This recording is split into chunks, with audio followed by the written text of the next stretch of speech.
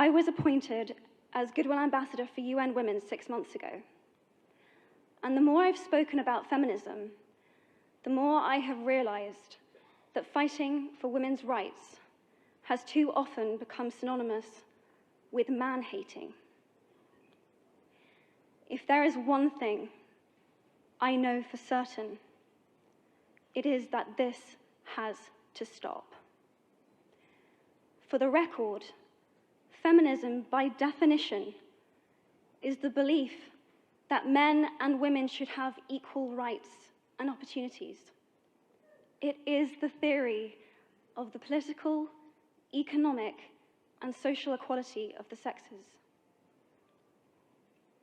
I started questioning gender-based assumptions a long time ago. When I was 8, I was confused being called bossy because I wanted to direct the plays that we would put on for our parents, but the boys were not. When at 14, I started to be sexualized by certain elements of the media.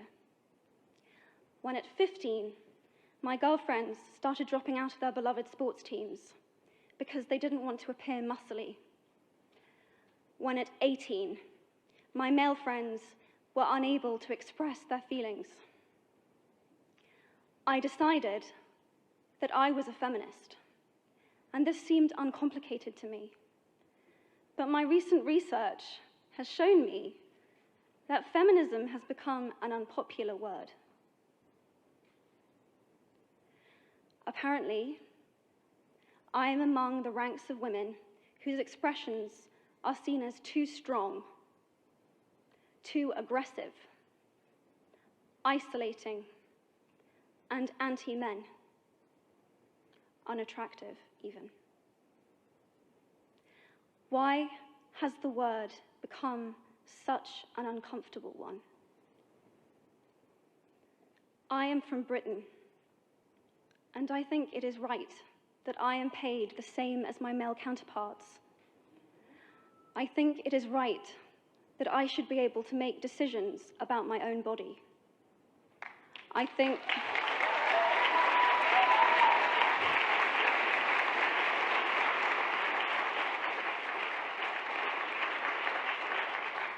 it is right that women be involved on my behalf in the policies and the decisions that will affect my life. I think it is right that socially I am afforded the same respect as men. But sadly, I can say that there is no one country in the world where all women can expect to receive these rights. No country in the world can yet say that they have achieved gender equality. These rights I consider to be human rights, but I am one of the lucky ones. My life is a sheer privilege because my parents didn't love me less because I was born a daughter. My school did not limit me because I was a girl. My mentors didn't assume that I would go less far because I might give birth to a child one day. These influences were the gender equality ambassadors that made me who I am today.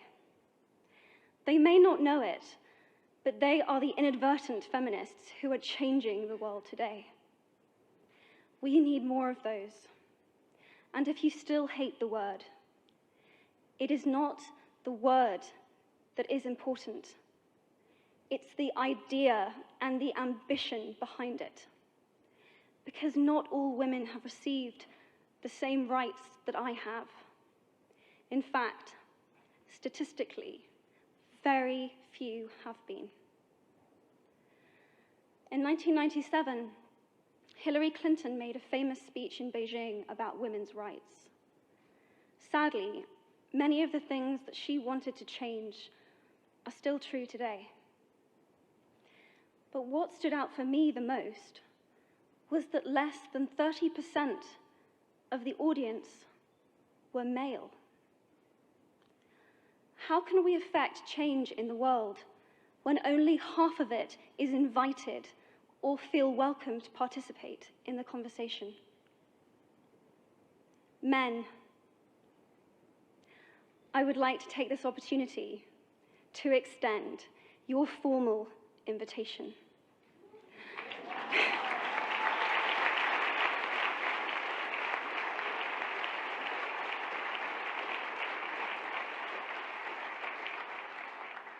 Gender equality is your issue too. Because to date, I've seen my father's role as a parent being valued less by society, despite my needing his presence as a child as much as my mother's. I've seen young men suffering from mental illness, unable to ask for help, for fear it would make them less of a man or less of a man. In fact, in the UK, suicide is the biggest killer of men between 20 to 49, eclipsing road accidents, cancer, and coronary heart disease.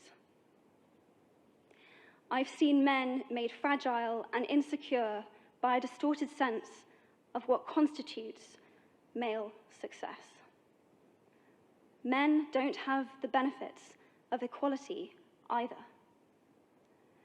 We don't often talk about men being imprisoned by gender stereotypes, but I can see that they are, and that when they are free, things will change for women as a natural consequence. If men don't have to be aggressive in order to be accepted, women won't feel compelled to be submissive. If men don't have to control, women won't have to be controlled. Both men and women should feel free to be sensitive. Both men and women should feel free to be strong. It is time that we all perceive gender on a spectrum instead of two sets of opposing ideals.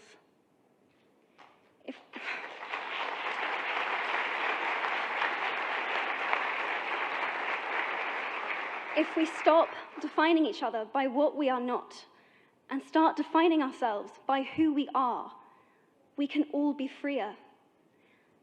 And this is what HeForShe is about. It's about freedom.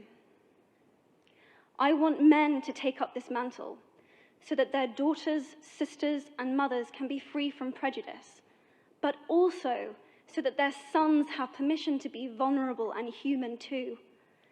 Reclaim those parts of themselves they abandoned, and in doing so, be a more true and complete version of themselves. 15.5 million girls will be married in the next 16 years as children. And at current rates, it won't be until 2086 before all rural African girls can have a secondary education. If you believe in equality, you might be one of those inadvertent feminists that I spoke of earlier. And for this, I applaud you. We are struggling for a uniting word, but the good news is that we have a uniting movement. It is called HeForShe. I am inviting you to step forward, to be seen, and to ask yourself, if not me, who? If not now, when? Thank you very, very much.